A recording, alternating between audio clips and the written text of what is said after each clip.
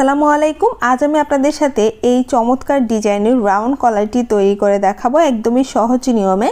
আর পুরো ভিডিওতে আমি এত সহজ করে দেখিয়েছি যাতে করে যারা সেলাই কাজে একেবারে নতুন তারাও একবার দেখলেই সুন্দর ডিজাইনটি তৈরি করতে পারেন। আর এখানে কলারের সাথে আমি সুবোতাম লাগিয়েছি সামনের অংশটা ফাড়া দিয়ে। তো আশা করছি আজকে এই ভিডিওটি আপনাদের জন্য হেল্পফুল হবে। আর ভিডিওটি শুরুর আগে আপনাদের কাছে একটা রিকোয়েস্ট থাকবে, যারা আমার চ্যানেলটি এখনও সাবস্ক্রাইব করেনি তারা প্লিজ সাবস্ক্রাইব করে রাখবেন আর পাশে থাকা ছোট্ট বেল আইকনটি অল দিয়ে ক্লিক করে রাখবেন। যারা অলরেডি সাবস্ক্রাইব করেছে তাদেরকে অসংখ্য ধন্যবাদ। তো এই ডিজাইনটা তৈরি করার জন্য আমি এখানে একটা কামিজ কেটে নিয়েছি। এটা 4 পার্টে ভাঁজ করা আছে, মানে সামনের জন্য 2 পার্ট, পেছনের জন্য 2 পার্ট। তো আপনারা কিন্তু আপনাদের মেজারমেন্ট অনুসারে একটা কামিজ কেটে নেবেন। এখানে আমি শোল্ডার নিয়েছি 7 ইঞ্চি পরিমাণ, এটা 32 সাইজের জন্য, ঠিক আছে। এখানে আরমোল দেখলেন 6 ইঞ্চি পরিমাণ, আর এটা বডির মাপ 32। হ্যাঁ, তো 4 ভাগ করলে 8 ইঞ্চি পরিমাণ। এরপর শোল্ডারটা আমি এখানে তো 7 ইঞ্চি নিয়েছি। আপনারা যদি 32 থেকে সাইজে কম হয় তাদের জন্য 6, 6.5 এরকম নেবেন। আর যদি 32 থেকে উপরে হয় মানে 38 পর্যন্ত আপনারা 7.5 নেবেন। 38-এর উপরে হলে 8 পর্যন্ত নিতে পারেন, ঠিক আছে, এটা আমি বলে দিলাম। এরপর এখানে গলা চওড়াটা আমি 3 ইঞ্চি পরিমাণ নিয়েছি এবং গলা লম্বাটাও আমি 3 ইঞ্চি পরিমাণ নিচ্ছি। যারা একটু হেলদি তাদের জন্য এখানে 3.5 করে নেবেন। লম্বাটা 3 ইঞ্চি থাকবে, চওড়াটা 3.5 ইঞ্চি নেবেন। এখানেও আমি 3 ইঞ্চি নিয়েছি, নিয়ে এভাবে করে বক্স করে নিচ্ছি। এরপর এটা তো বড় গলা মানে সামনের অংশটা, আর পেছনের জন্য আমি 1 ইঞ্চি পরিমাণ নিচ্ছি এখানে। তো এই যে দেখতে পাচ্ছেন দুই পাশে 1 ইঞ্চি করে মার্ক করে এভাবে একটু রাউন্ড শেপ করে নিয়েছি। এটা এখন সামনের গলার জন্য এখান থেকে একটা মার্ক করে দিচ্ছি। এটা হলো 1.25 ইঞ্চ পরিমাণ, ঠিক আছে। 1 ইঞ্চি থেকে 2 সুতা পরিমাণ বেশি নিয়ে এভাবে করলে আপনার রাউন্ড শেপটা সুন্দর আসবে। এরপর আমি এখানে রাউন্ড করে নিয়েছি। এখন প্রথমে পেছনের যে অংশটা সেটা আমি কেটে নিচ্ছি। তো একসাথে কেটে নিয়েছি 2 পার্টের। একসাথে কাটার ফলে এখন পেছনের পার্টটা আমি আলাদা করে নিচ্ছি। এরপর সামনের অংশটা আমি সুন্দর করে ভাঁজ করে নিয়েছি। এখন এইখানে একটু হালকা তালপাত কাটবো, সামনে হালকা একটু করে সামনের দিকে বাড়িয়ে কাটলে এটাকে তালপাত বলা হয়। তারপর আমি এখন সামনের অংশটা কেটে নিয়েছি। এরপর তালপাতের এই অংশটা আমি কেটে নিচ্ছি। তো কাটিং করার পর এখন 2টা কাপড় আগের মতো যেভাবে ছিল সেভাবেই আমি আবার সুন্দর করে ভাঁজ করে নিচ্ছি। এখন এরকম একটা পেস্টিং নিয়েছি, এটা পেপার পেস্টিং বলে, মানে নর্মাল পেস্টিং যেটা আমরা কামিজের গলায় ইউজ করি। এটা লম্বা 9 ইঞ্চি পরিমাণ এবং চওড়া 2.5 ইঞ্চি পরিমাণ নিয়েছি। এরপর এটাকে এভাবে করে 2টা ভাঁজ করে নিচ্ছি। 2 ভাঁজ করার পর তারপর এখান থেকে লম্বা নিচ্ছি 8 ইঞ্চি পরিমাণ। লম্বা 8 ইঞ্চি পরিমাণ নিয়ে এটা চওড়াটা আমি এই যে ইঞ্চি টেপের 2 দাগ পরিমাণ, যে কোনো জায়গা থেকে 2টা দাগ পরিমাণ এখানে মাপ নেবেন, ঠিক আছে। অথবা আন্দাজ মতো আপনারা মাপটা নিতে পারেন। নিয়ে উপরেও সেম মাপ নিয়ে তারপরে এভাবে করে একটা স্কেলের সাহায্যে আমি এটাকে এভাবে মিলিয়ে দিচ্ছি দাগটাকে। এরপর এখন এই দাগ অনুসারে আমি পেস্টিংটা কেটে দিচ্ছি।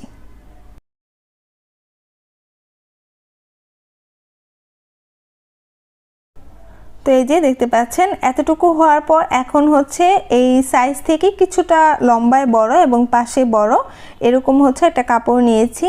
নিয়ে এটার উপরে এভাবে করে আপনারা চাইলে এখানে আয়রন দিয়ে কিন্তু পেস্ট করে নিতে পারেন, অথবা উপর দিয়ে সোজা করে সেলাইও দিতে পারেন। যাদের আয়রন নাই তারা এইভাবে করে মেশিন দিয়ে সেলাই করে কাপড়ের সাথে বসিয়ে নেবেন। এরপর আমি সাইড থেকে যে এক্সট্রা কাপড়টা ছিল সেটা ভাঁজ করে এভাবে পেস্টিংয়ের উপরে দিয়ে পুরোটা সেলাই করে দিচ্ছি।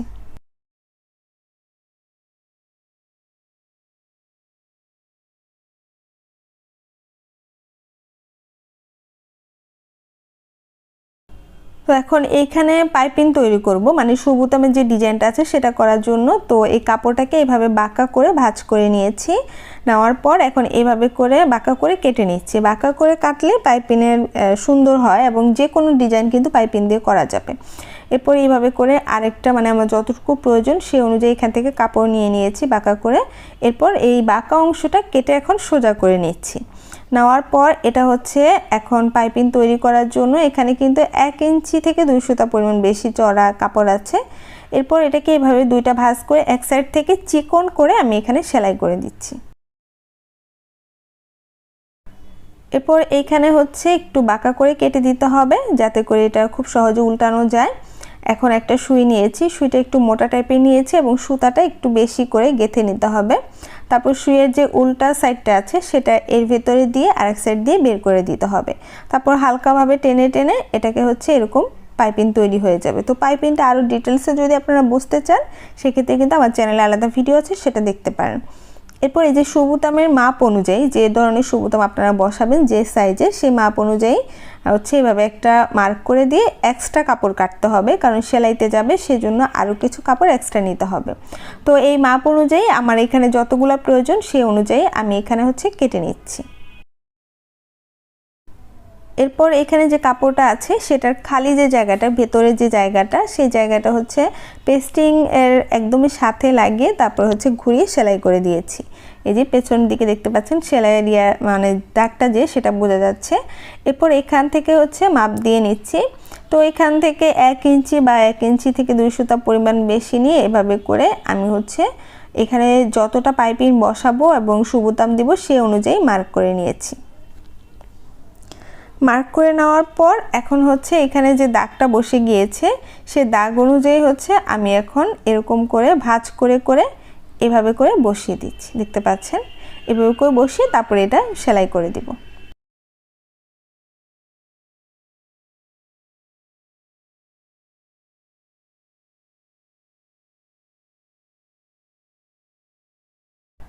তো এরকম করে এখানে যতগুলা আপনারা চান বসাতে পারেন, বসে তারপরে এরকম করে এই নিয়মে সেলাই করে নেবেন।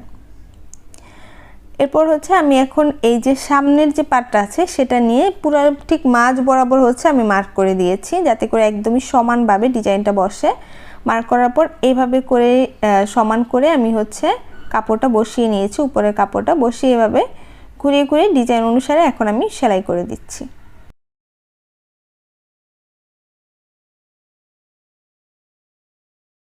সেলাই করার পর ঠিক মাঝ বরাবর এভাবে একটু কেটে দিতে হবে যাতে করে আপনার পেস্টিংয়ের উপরে না লাগে, সেটা খেয়াল রাখবেন। কাপড়ের মাঝখানে সেলাই করে দিতে হবে। তো এই যে দেখতে পাচ্ছেন এখানে যে বাড়তি কাপড়গুলো আছে সেগুলো কেটে নিলেই হয়ে যাবে। এগুলো হচ্ছে একটা কাঁচি দিয়ে আপনারা বাড়তি যে অংশটা আছে সেটা কেটে দিবেন।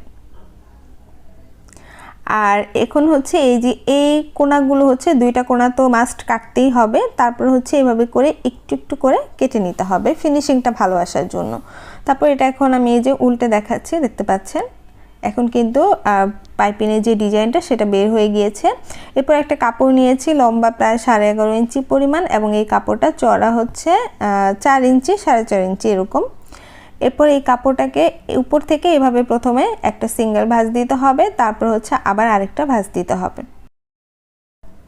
এরপর এটা হচ্ছে যে খোলা সাইডটা আছে সেটা হচ্ছে এইখান থেকে সেলাই করে আটকে দিব। তো উপরে কিছু অংশ আমি ফাঁকা রেখেছি, একটু নিচে আর কি এটা লাগিয়েছি।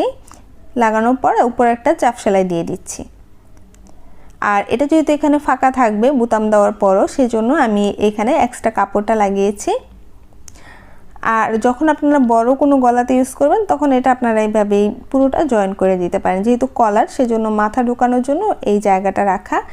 তারপর হচ্ছে এখন এই যে 2 সাইডের শোল্ডারটা আমি জয়েন করে দিচ্ছি। এটা হচ্ছে সামনের পেছনের পাটটা আমি সামনের পাটের সাথে মিলিয়ে শোল্ডারটা এখন জয়েন করে দিচ্ছি।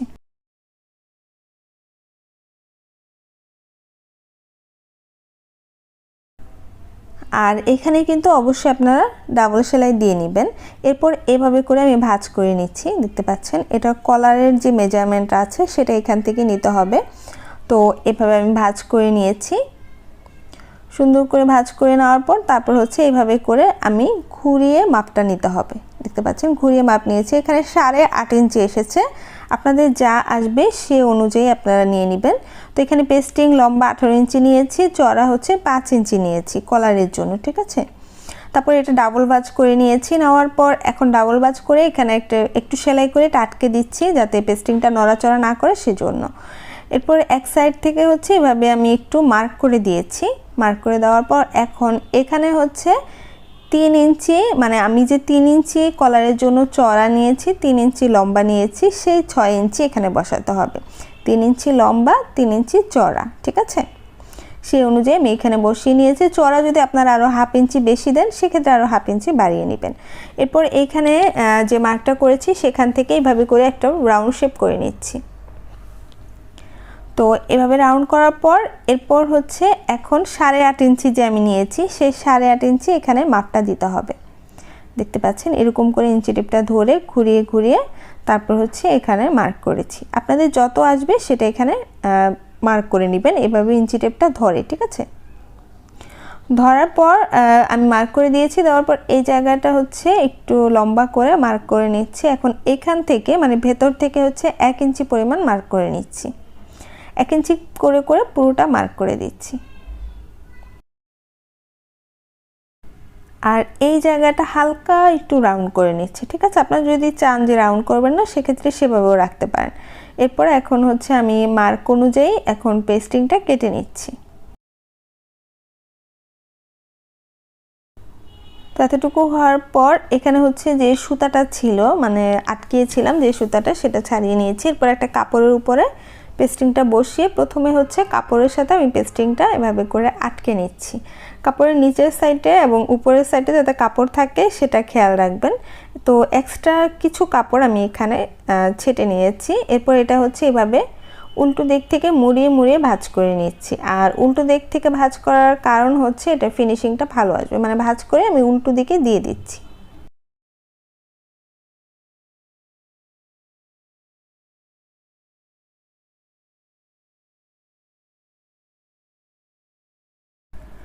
এরপর এখানে এই কাপড়গুলোকে একটু কেটে নিচ্ছি, কেটে এটা একটু ফিনিশিং করে নিচ্ছি। করে নেওয়ার পর এখন এই পেস্টিংটা এইভাবে করে ভাঁজ করে দিতে হবে, ঠিক আছে। এটা কিন্তু একদমই সহজ হয়ে আমি দেখাচ্ছি। এরপর এই যে ডিজাইন আছে মানে রাউন্ড করে যে কলারটা আমি কেটেছিলাম সেই রাউন্ড অনুসারে এখন হচ্ছে শুধু এখানে একটু ঘুরিয়ে সেলাই করে দিতে হবে।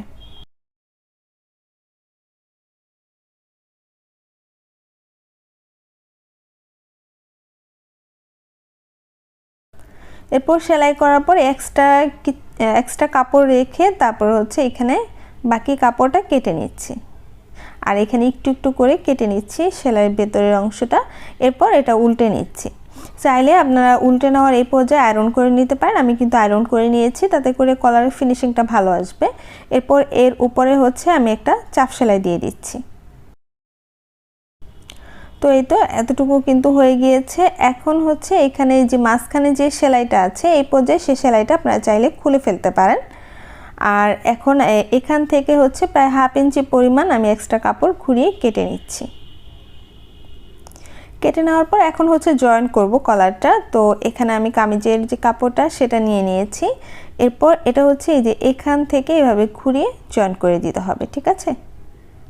ওইখানে যে কালো কাপড়টা আছে সেটা কিন্তু হচ্ছে আমি যে পরে বসিয়েছি বাড়তি কাপড়টা, এটা কিন্তু ভেতরের দিকে থাকবে, হ্যাঁ। তো এভাবে করে আমি হচ্ছে জয়েন করে ঘুরিয়ে ঘুরিয়ে তারপর পুরোটা প্রথমে জয়েন করব, তারপর হচ্ছে উল্টে নিব। আর প্রথমে কিন্তু আমি উল্টো দিকে বসাচ্ছি, ঠিক আছে। কলারটা কিন্তু আমি উল্টো দিকে জয়েন করে নিচ্ছি।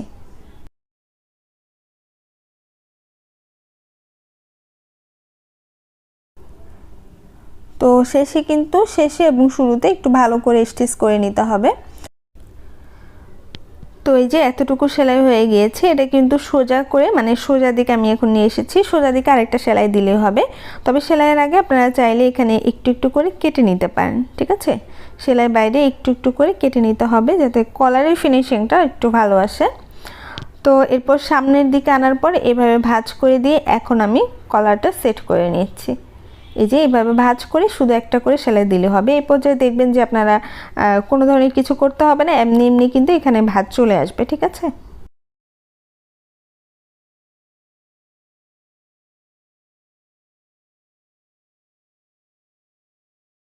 তো কলারটা তৈরি হয়ে গিয়েছে। এখন হচ্ছে এখানে সুবোতাম লাগাবো। তো সুবোতাম আমি এখানে আগেই তৈরি করে নিয়েছি। সুবোতামের ভিডিও কিন্তু আমার চ্যানেলে আছে, আপনারা চাইলে দেখতে পারেন।